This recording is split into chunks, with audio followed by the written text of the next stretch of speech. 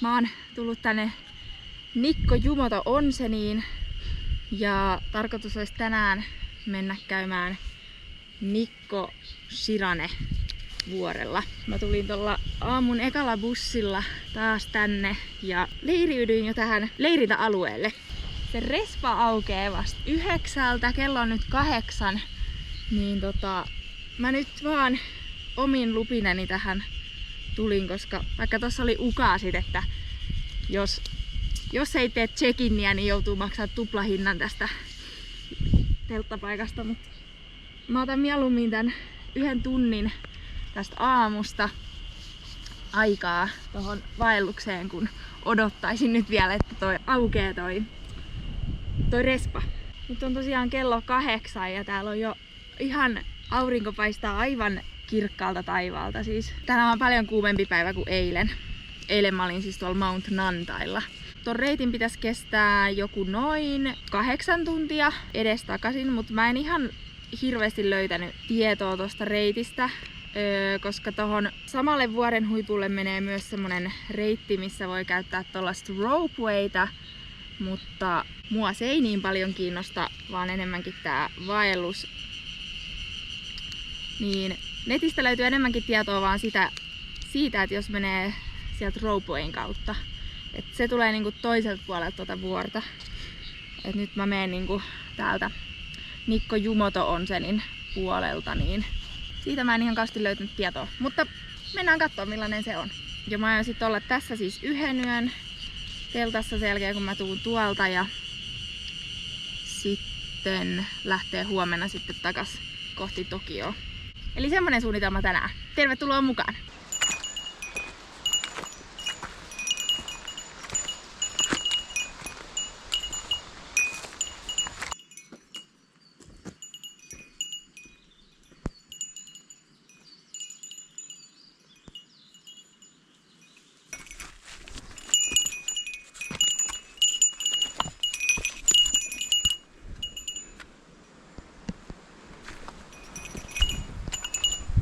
Tää on ollut tosi jyrkkä tää nousu. Ja välillä aika vaikeakin kulkunen, että tossa oli semmosia mutakohtia, missä varmaan sateisella säällä olisi tosi vaikea päästä eteenpäin.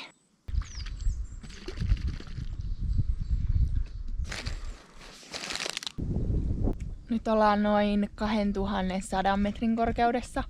Ja se vuori, mille mä oon menossa, on joku 2500. Eli korkeuden suhteen ollaan jo yli puolen välin. Mä en oo ihan varma, että mistä toi alkoi. Olisiko ollut ehkä 1200-1500, jotain sellaista. Kohta päästään näkemään millaisia maisemia tuolta vähän ylempää näkyy, kun mennään sitten. Tässä on vielä kuitenkin matkaa sinne. Toi nousu oli jyrkkä, mutta mä oon kyllä tyytyväinen, koska siitä tuli hyvä semmonen alkujysäys heti ja nyt on sit ihana katsella täällä maisemia ja käppäillä tonne päin.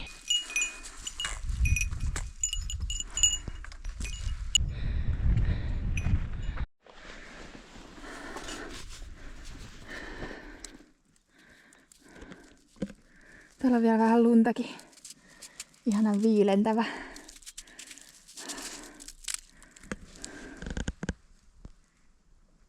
Tuolta mä tulin.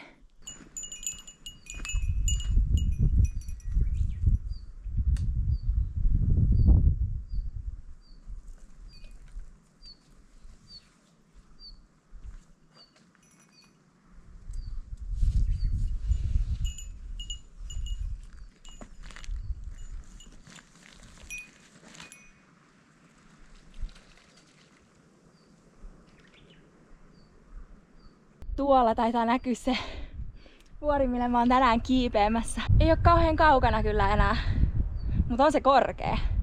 Sille ajatellen, että mä oon jo kuitenkin kiivennyt tässä aika korkealle tähän mennessä. Niin vielä tonne täytyisi. Mä en voi oikeesti sanoa, miten onnellinen mä oon siitä, että on tämmönen sää tänään. Wow. Perinteitten mukaan yksi reissusa. Toisin kuin eilen siellä Mount Nantailla oli tosi paljon porukkaa. Se oli todella suosittu. Täällä ei ole näkynyt yhtäkään itseni lisäksi. Ei haittaa, ei jännitä kyllä, koska täällä on näin kirkasta ja valosaa.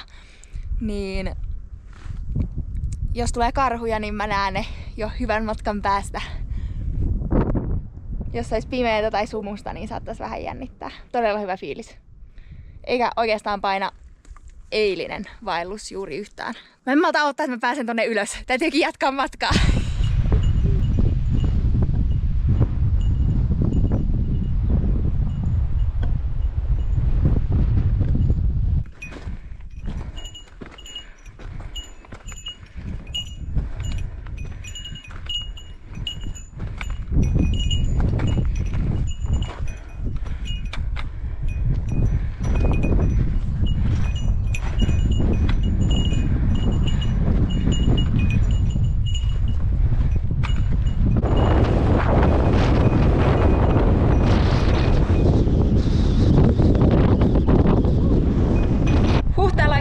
Tuuli. Okei, nyt mä tajun, minkä takia täällä ei oo ketään. Tää tulee tosi tuulenpuski. Mutta olisi kiva, jos täällä olisi edes joku. Silleen niinku, edes joku yksi toinen. Mä oon ihan täysin yksin täällä. Se on ihan kiva, ettei oo porukkaa, mutta edes joku mun kanssa, please, tulkaa tänne.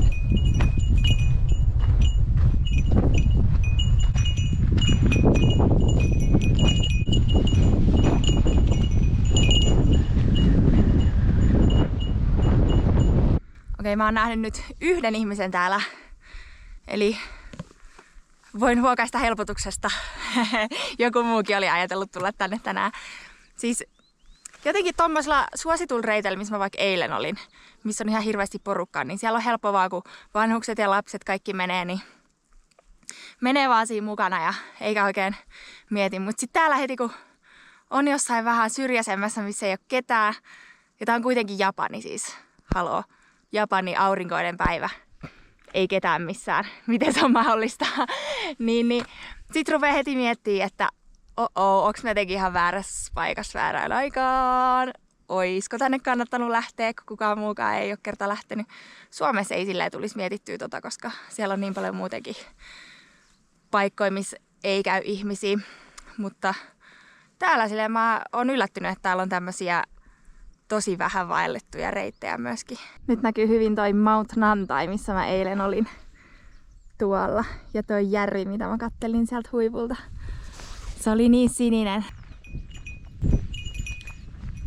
Ui, hei, täällä on vielä vähän sakuraa. Oi. Ei oo ihan täysin kesä vielä tullut tänne.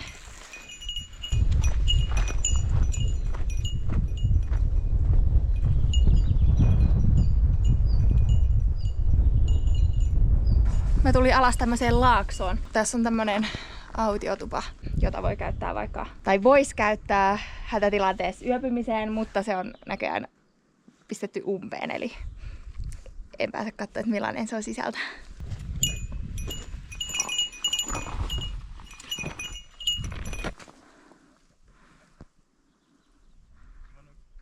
Ylhäällä ollaan jälleen tällä kertaa toisella puolella pikku sinistä lampea. Musta tuntuu, että mä oon aika lähellä nyt huippuun.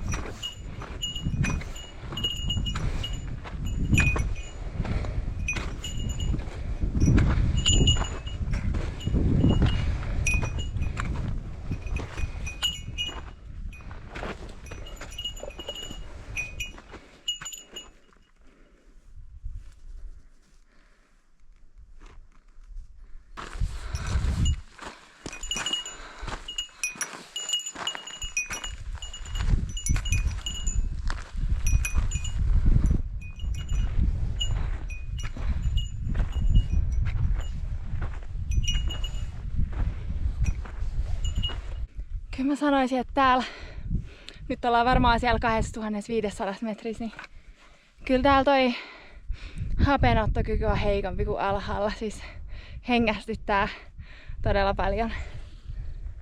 Mut yllättävän jees kyllä.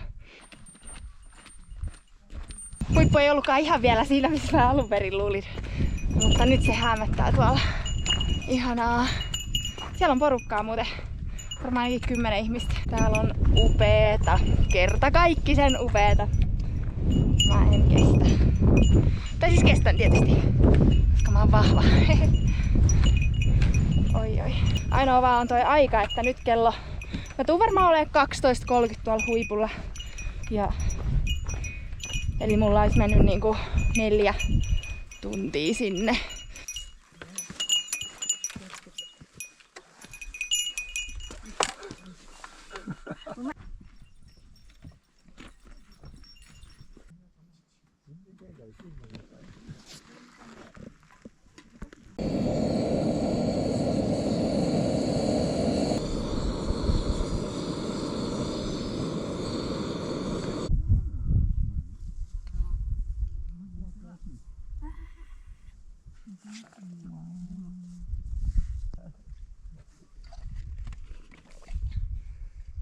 Huipulla käyty.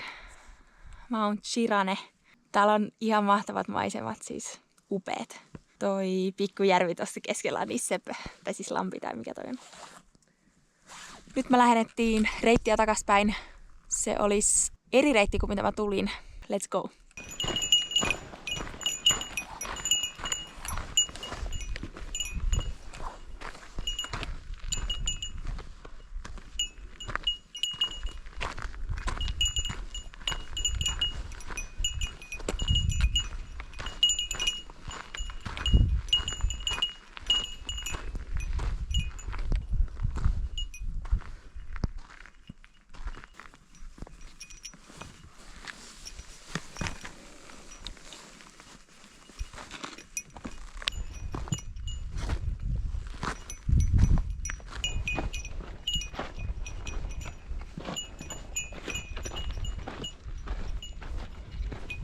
Nyt ilmeisesti suunta kohti tota pikkulampea ja sitten sieltä takaisin ylös tonne. Jee! Tässä kohtaa onkin ihan suhteellisen tämmöstä kiipeilyllistä tai jotain kohtia, missä on pakko ottaa niinku käsillä noista kivistä.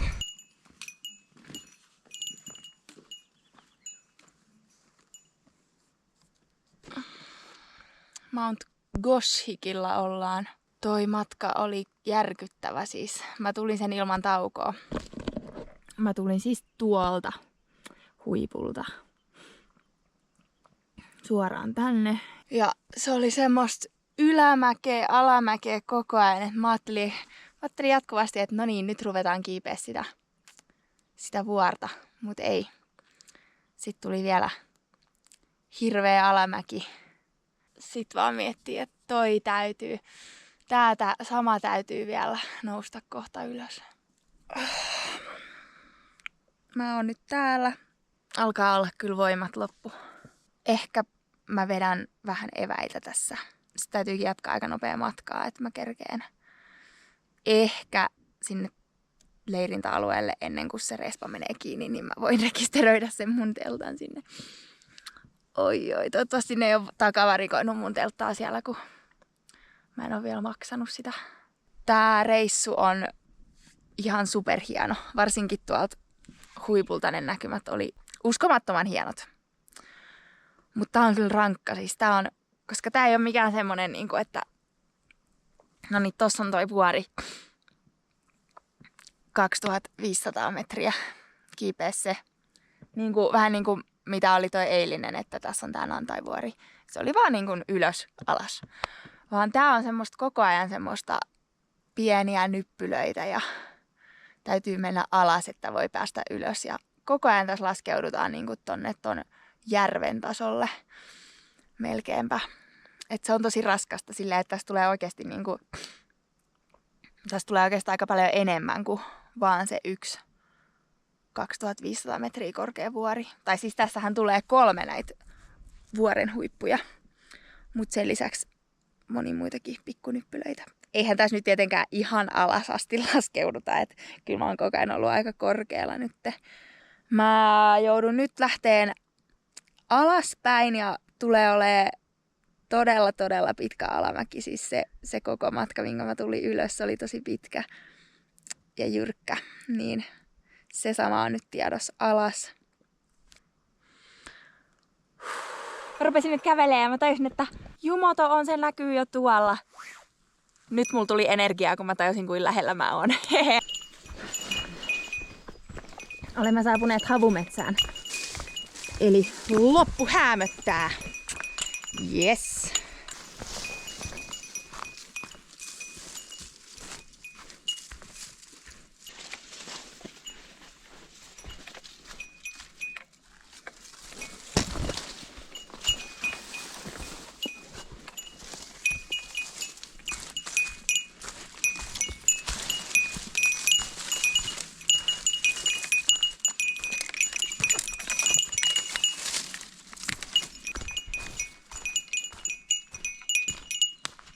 Alhaalla ollaan.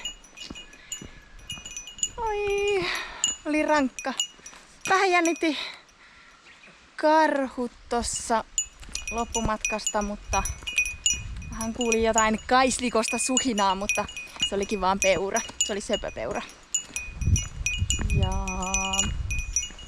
niin kuin huomaatte, niin mulla kilisee nämä kellot täällä, että jos ne yhtään tajuaa, niin ne ei tuu sitten mun lähelle. Apinoita mä kyllä ehkä vähän haluaisin nähdä. Oisko mahdollista mitenkään? Tässä on joku tommonen, oikein tommonen karhuvaroitus, että älä mene tänne. Sieltähän mä just tulin. En kerennyt teltarespaan. Kello on nyt 5. Mut ei se mitään, mennään pummilla.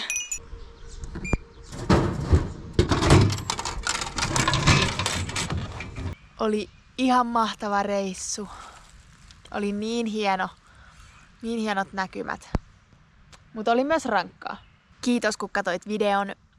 Jos haluat nähdä tulevia retkivideoita, niin tilaa kanava ja kerro tykkäsitkö. Moikka!